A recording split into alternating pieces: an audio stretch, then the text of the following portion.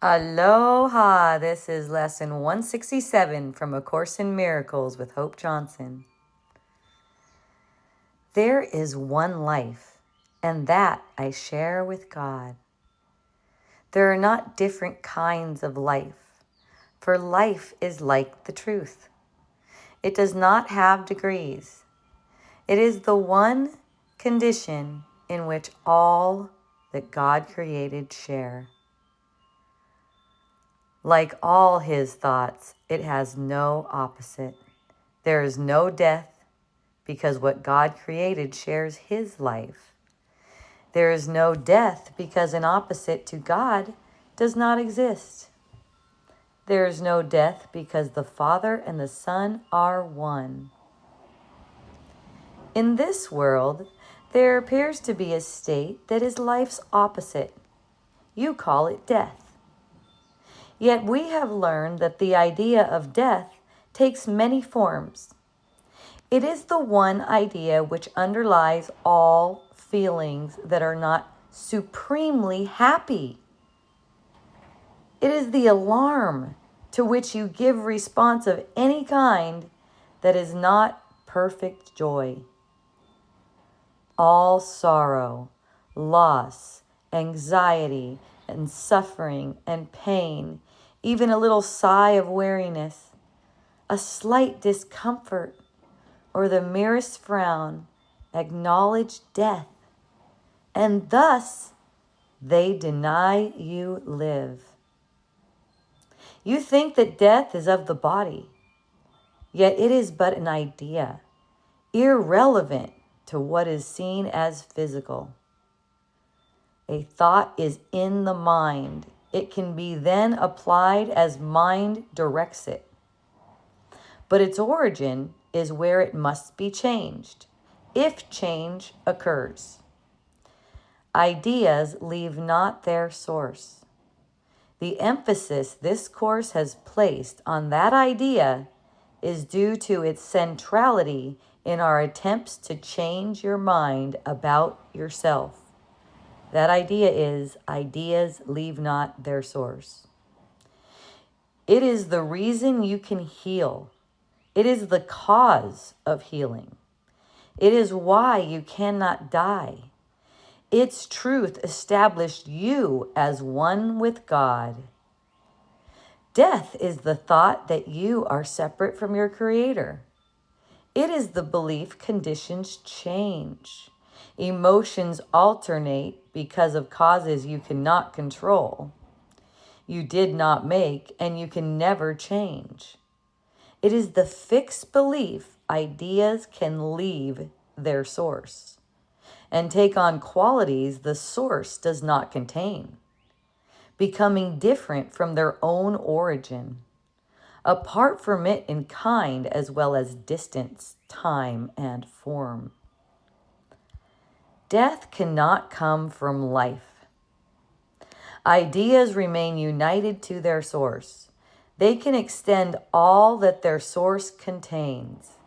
In that, they can go far beyond themselves. But they cannot give birth to what was never given them. As they are made, so will their making be. As they were born, so will they then give birth. And where they come from, there they will return. The mind can think it sleeps, but that is all. It cannot change what is its waking state. It cannot make a body, nor abide within a body. What is alien to the mind does not exist, because it has no source. For mind creates all things that are, and cannot give them attributes it lacks, nor change its own eternal mindful state. It cannot make the physical. What seems to die is but the sign of mind asleep. The opposite of life can only be another form of life. As such, it can be reconciled with what created it, because it is not opposite in truth. Its form may change. It may appear to be what it is not. Yet mind is mind, awake or sleeping. It is not its opposite in anything created, nor in what it seems to make when it believes it sleeps. God creates only mind awake. He does not sleep, and his creations cannot share what he gives not, nor make conditions which he does not share with them. The thought of death is not the opposite to thoughts of life. Forever unopposed by opposites of any kind, the thoughts of God remain forever changeless, with the power to extend forever changelessly, but yet within themselves, for they are everywhere. What seems to be the opposite of life is merely sleeping.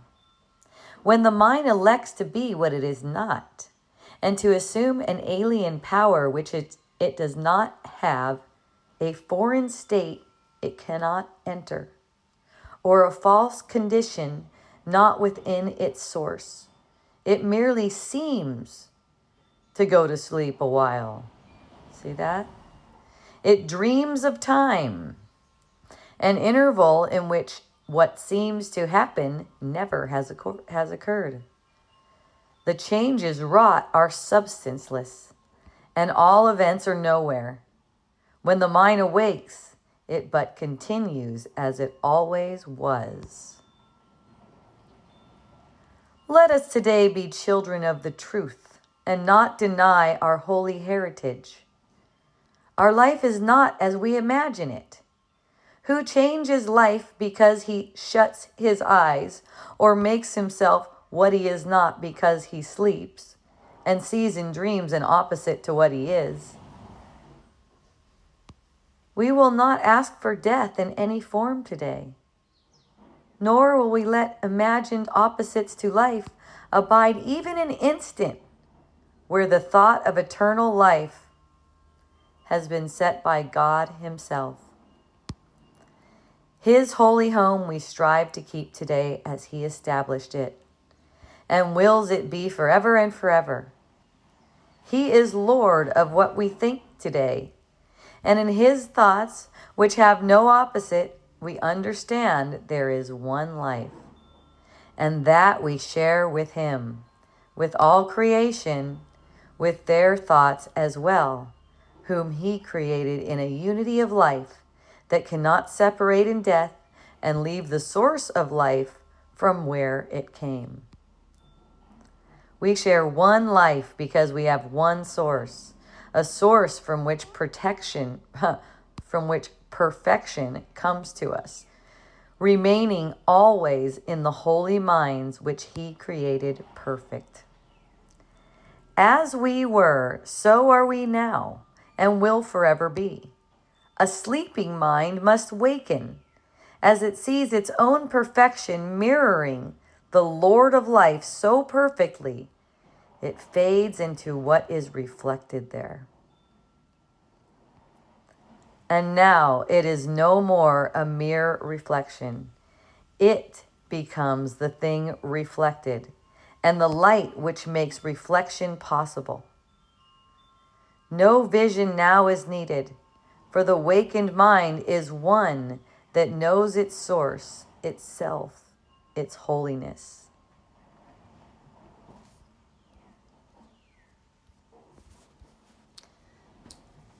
So 2 key concepts that come out of this one. There is one life, and that I share with God. There's no death. Life does not have any opposite. It's holding on to that idea. That's a learned idea. It's something that we learned. And we keep on projecting it. We project it onto our own body.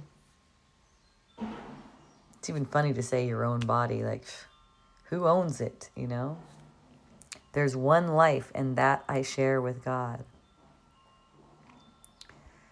So what we call death is really just a way of proving that what we believe, that we are not one with our source, that separate idea, it's a way of proving that that separate idea is true. But you don't have to buy the evidence, because all evidence occurring after perception, in the perception, it's after perception arose, is based on a thought of separation. So you know that evidence isn't believable. So it's like you may think you see it with the body's eyes, you're perceiving, you're not really seeing. It's like this subconscious idea that you're not one with your source is going out and making illusions. It's bringing back evidence that your eyes don't really do anything. So it's bringing back evidence of death. So this is the cure for that. There is one life, and that I share with God. You're knowing this. So that's why these ideas are practiced, so you could know this going on. Look, all sorrow. Look at this in yourself. Sorrow, sense of loss, missing, anxiety, suffering, pain, all of that, that is something that you can use, like before it manifests in the physical sense of like, you know, maybe like lashing out at someone or being mean or whatever, you know, get in touch with what it is that you're feeling and kind of like sigh it out. Notice what it is. It's acknowledging death. Even the merest frown acknowledges death. You know, I don't specifically remember practicing this lesson, but at this point and for the past couple years, part of my spiritual practice is to be smiling all the time. And, you know, I find myself not smiling, and that's okay. I just smile. It doesn't matter. It doesn't mean I'm not going to feel what I'm feeling. I could still feel what I'm feeling, but it's like it makes it feel more fun to go through it. It's an interesting little trick. It's an interesting little trick. Apparently, the body and brain talk to each other, but we don't understand what they're saying. In this dream, they talk to each other. So a smile apparently lets the brain think it's having fun, which the brain likes. And you know, a smile and the brain, they aren't even really there. That's not really the cause and effect. It's just your attention tuning into wearing a smile. That's the meaning you gave to it. You know, who knows? Maybe you try that and it doesn't even work for you. Sure works for me. I find myself laughing a lot because it's just natural. But who knows? Who knows? It's just funny that it's saying this, that even the merest frown acknowledges death. That doesn't mean it's bad to frown. It is saying that, you know, it's an acknowledgement of death. So you're acknowledging that to yourself whenever you're frowning. And look how unconscious frowning can be. So I like noticing, for me anyways, noticing what my lips are doing. Noticing what my tongue is doing. Is my tongue on the roof of my mouth? You know, that for me tunes me in so I'm not in a thinking mode. It's more like letting the thoughts to flow, to be in a flow, in a relaxed flow, not like going after them, so to speak. Just allowing things to flow. You know, it's like the source, this is another part that really sticks out. The source of where it came is this perfect joy, the source of anything. So that's why it just gets dissolved in that when it's seen for what it is. So a sleeping mind must waken as it sees its own perfection, mirroring the Lord of life so perfectly. It fades into what is reflected there. it's like we can see our own perfection through removing the blocks to it, because it's just who we are. We have a perfect source. We're never separate from our source. It's only a thought that says we're separate. And that's why it's saying, let him be Lord of what we think today. Let his thoughts be the thoughts that would carry us through the day. And let us not get bogged down in trivial things. Even ask him to take care of those. There is one life, and that I share with God. You're created to create. Whatever you think you do here, you do not do. It is not so.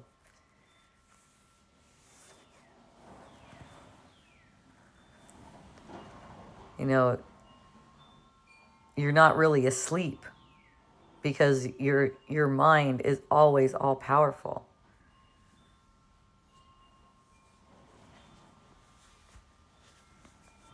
You don't really make this life and make this thing. You make it in a dream. That's different.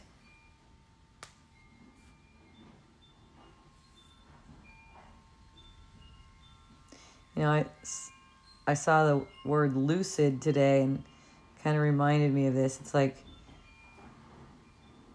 it's kind of like that with lucid dreaming at night, where you're just aware that it's all you. You're aware that there's no one else. You're aware that there's no comfort, no love, no protection, nothing like that coming from the world. The world is only reflecting your mind. Anything like that that comes from the world is actually coming from your own mind. It only seems to be coming from the world. So there's no need to look for it there, is what I'm saying. You know, you can have all of it because it is yours, but just let it come. Let it come as it comes from you. And what that means is relaxing into the moment. See where you can relax more, right into the present moment, right where you are. Let the Spirit fill you up. Receive the love of God. I mean, it's as simple as, I receive the love of God. Or this thought, the thought of the day. There is one life, and that I share with God. Maybe you want to also add, I receive the love of God. Yeah? So this is a really fun practice. I hope you have a beautiful time with it. A minimum of 5 minutes in the AM, minimum of 5 minutes in the PM. All throughout the day, repeat this lesson anytime you get upset and every hour. Have a beautiful practice. I love you. Ahui ho.